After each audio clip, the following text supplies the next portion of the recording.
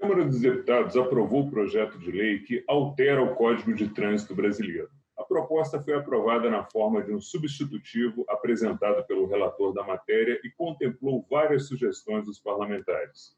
O projeto aumenta a validade da Carteira Nacional de Habilitação para 10 anos, estabelece novas regras para a perda do direito de dirigir, dentre outros. O texto aprovado segue agora para apreciação do Senado.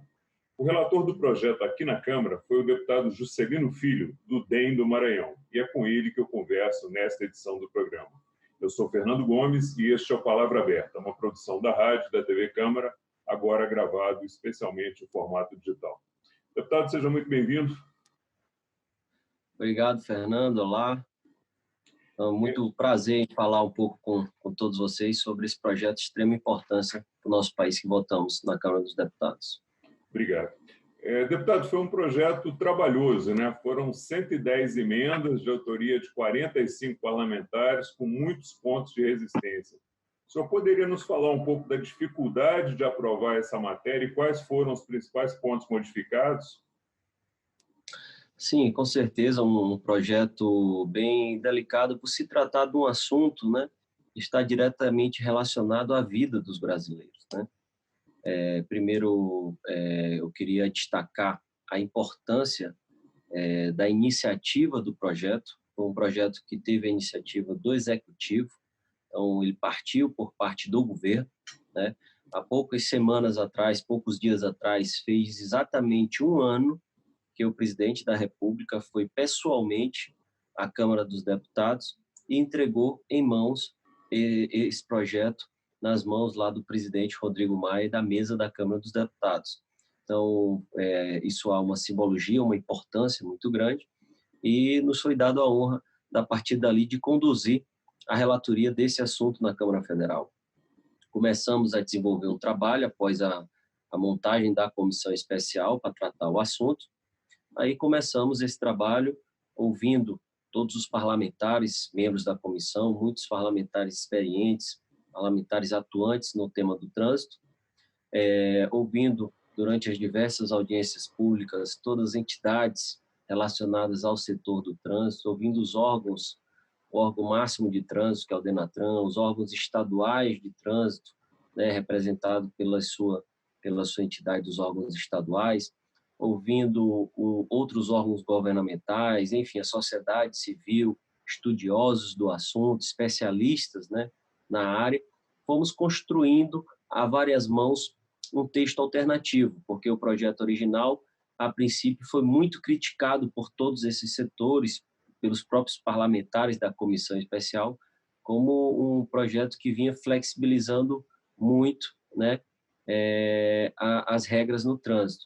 Então, fomos construindo a várias mãos um texto alternativo, certo? Um substitutivo, no qual boa parte dele, ou uma parte dele, nós atendemos o que veio no projeto original do Executivo, outra boa parte nós melhoramos o que foi proposto, então atendemos em parte o que veio do Executivo e fizemos ajustes, e conseguimos também incluir alguns assuntos que foi nos trago através de emendas dos demais parlamentares da comissão especial, como você mesmo colocou, foram quase cerca de 300 emendas apresentadas. Nós acolhemos cerca de 100 emendas de diversos parlamentares que deram a sua contribuição e também colocamos algumas emendas de autoria nossa de relatoria, incluindo pontos importantes que achávamos importantes incluir nesse momento. Daí saiu um substitutivo, que foi a discussão, já estava em reta final para a votação na comissão especial, agora no começo desse ano, quando retomou-se os trabalhos na Câmara dos Deputados, das comissões, foi quando já estava com prazo de vistas. É importante pontuar isso, o projeto já estava com prazo de vistas para voltar na sessão posterior e seguir a votação. Foi quando estourou a pandemia do Covid-19 e aí parou-se todos os trabalhos das comissões da Casa. Daí em diante, nós ficamos aguardando, né? E foi quando o governo selecionou o projeto, há cerca de 2 ou 3 semanas atrás, como um dos projetos prioritários do governo. A reunião de líderes ficou acordada de cada liderança levar as suas prioridades. O governo colocou esse projeto dentro do rol de prioridades e ele foi e entrou na pauta. É um projeto que já estava pronto, já estava maduro, aí ele entrou na pauta e avançamos na votação dele durante essa semana. Teve alguns pontos polêmicos, né? Um dos pontos foi a questão da cadeirinha, né, das crianças. A gente imaginava que seria um ponto tranquilo, né? Porque ninguém teria obstáculo em cuidar dos seus filhos dentro do próprio carro. Por que esse ponto foi tão polêmico na discussão, deputado? Verdade, teve muitos pontos polêmicos. Um dos mais polêmicos realmente foi a questão da cadeirinha.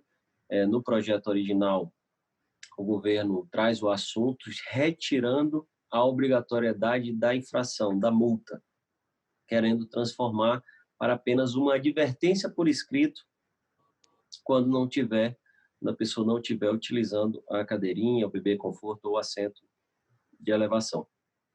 Nós, então, após ouvir muitas críticas de todos os lados e entender também, na nossa ótica, nosso país ainda não está preparado para uma decisão como essa. A gente acha importante, sim, a obrigatoriedade desse equipamento de proteção, de segurança no trânsito. As crianças são os indivíduos mais vulneráveis, né, no trânsito, então eles precisam desses equipamentos de segurança e a gente acredita que é importante manter essa obrigatoriedade, né, e manter a multa para aqueles que não utilizarem esses equipamentos de segurança. Okay. Deputado, sobre os exames médico-psicológicos, a nova regra ela acaba com a necessidade dos profissionais serem credenciados perante os órgãos de trânsito estaduais. Agora eles vão precisar de uma titulação de especialista de medicina do tráfego e psicologia do trânsito. Por que foi feita essa mudança? Veja bem, há uma confusão em torno desse assunto, certo?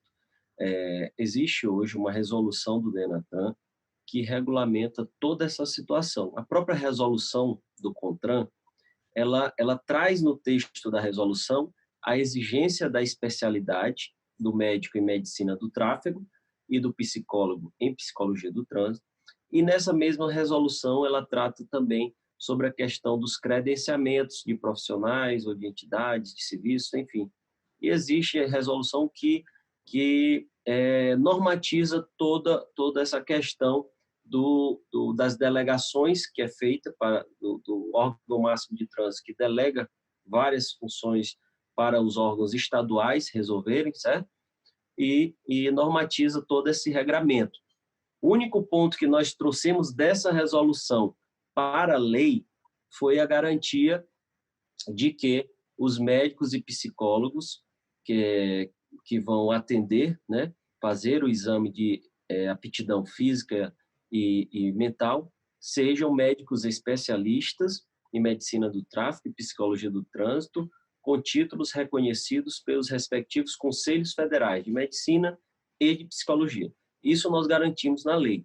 No nosso projeto, no nosso substitutivo, nós não tratamos sobre essa questão de credenciamento, divisão ou outras questões sobre isso, certo? Nós não tratamos, em nenhum momento do projeto, do relatório foi tratado. Houve destaques em plenário, certo? De alguns partidos, querendo trazer também para o texto da lei essa garantia de credenciamento, divisão, equitativa, aleatória, etc. Só que esses destaques foram derrotados. Nós entendemos, assim como defendemos em plenário, que essas questões, essas normas, essas regras, certo?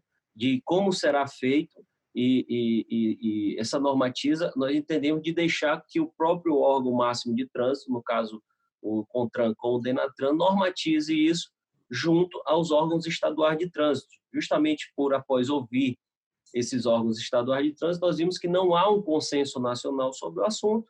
Cada estado hoje tem uma regra diferente, tem estado que credencia o profissional, tem estado que credencia a clínica, tem estado que divide de um jeito, tem estado que não, tem estado que a pessoa escolhe onde faz, tem estado que não. Enfim, não há um entendimento sobre isso, então nós entendemos de não trazer isso para a lei e deixar que o órgão máximo, junto ao CONTRAN, regulamente mantenha, junto aos órgãos estaduais, como vai ser esse regramento. Então, nós não determinamos em lei que não vai haver credenciamento, que não vai haver... Não, nós não fizemos isso, fique claro, porque houve pessoas criticando isso, não foi isso. Nós apenas não nos manifestamos sobre o assunto e deixamos que o Denatran, com o CONTRAN e os órgãos estaduais resolvam como é atualmente. Perfeito. É um outro tema bastante interessante aí para a população, né? Atualmente, hoje, se o condutor ele atingir 20 pontos na carteira, ele perde o direito de dirigir. Na nova regra tem uma gradação que combina aí a pontuação com a gravidade da infração, né? O senhor poderia detalhar isso aí para a gente, por favor? Isso. No projeto que veio original, o governo queria para a gente ampliar de 20 para 40 todo mundo, sem nenhum tipo de regra, certo? Flexibilizar de 20 para 40. Após ouvir debates, etc., nós entendemos que não era razoável apenas flexibilizar por flexibilizar. E fomos pensando em como criar algum mecanismo, como criar uma norma nova, né, de acordo com o grau de infração. E aí foi onde veio essa proposta nossa, e que foi aprovada no nosso substitutivo, criando uma gradação, um escalonamento do nível de pontos, no caso do teto de pontos, de acordo com o grau da infração que o motorista cometeu, certo? Então, as infrações mais graves, as infrações piores, são as infrações gravíssimas, certo? Então, nós estipulamos infrações gravíssimas como parâmetro.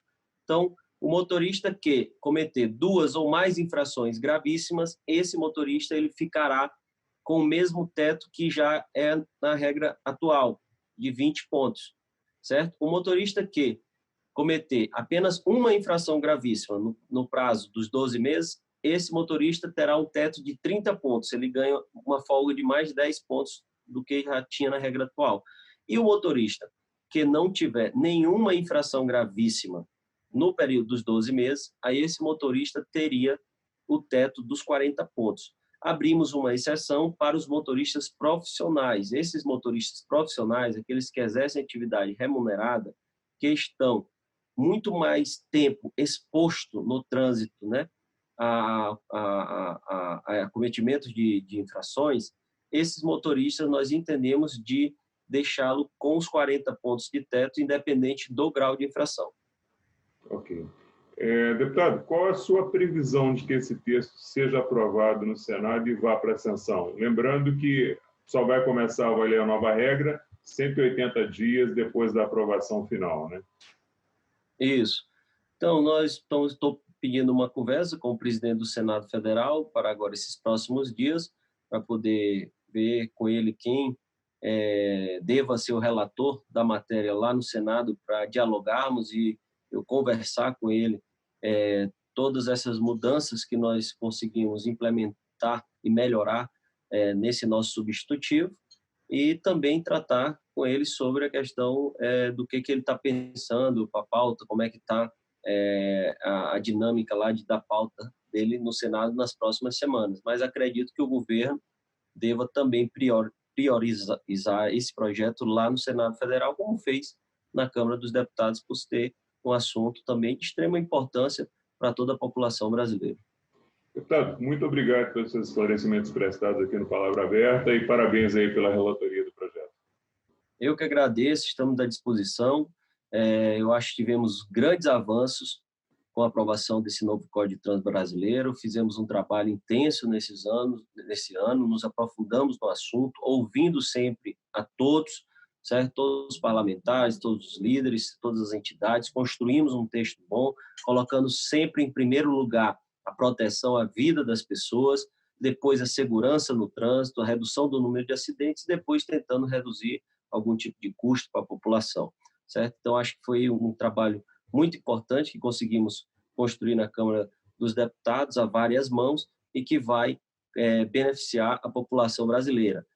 Dentre esses pontos que já foi colocado aqui, só para deixar pontuado, criamos o Registro Nacional do Cadastro Positivo de Condutores, um banco de dados nacional dos bons condutores que vai poder ser utilizado pelos órgãos estaduais de trânsito para estar bonificando esses condutores com algum desconto em taxas, impostos, tarifas estaduais, como também criamos as escolinhas de trânsito. As escolinhas de trânsito que vão ser de extrema importância para levar conhecimento às crianças, adolescentes, que serão os futuros motoristas, para eles terem noção desde cedo da responsabilidade que vai ser quando tirar sua habilitação, quando estiver atrás de um volante, e se aquele equipamento não for usado de forma responsável, correta, pode se tornar uma arma para tirar a vida, às vezes, da pessoa mesmo, como também de um próximo. Então, acho que foi pontos importantes que também avançamos aí nesse substitutivo, assim como também o exame toxicológico. O exame toxicológico que o governo tentou acabar a obrigatoriedade dele, nós mantivemos no texto. É um exame que todos os resultados que tem nos últimos anos, desde quando foi aprovado, só ajudou na redução do número de acidentes nas rodovias. Então, nós mantivemos também os exames toxicológicos para os motoristas de carteira CDI. Obrigado, deputado. Eu conversei com o deputado Juscelino Filho, do DEM do Maranhão, sobre o projeto de lei aprovado aqui na Câmara que altera o Código de Trânsito Brasileiro. Se você quiser assistir novamente a este ou a outro dos nossos programas, é só acessar a página da Câmara no Facebook, no Twitter ou no YouTube. A você que nos acompanhou até agora, um forte abraço, muito obrigado e até a próxima.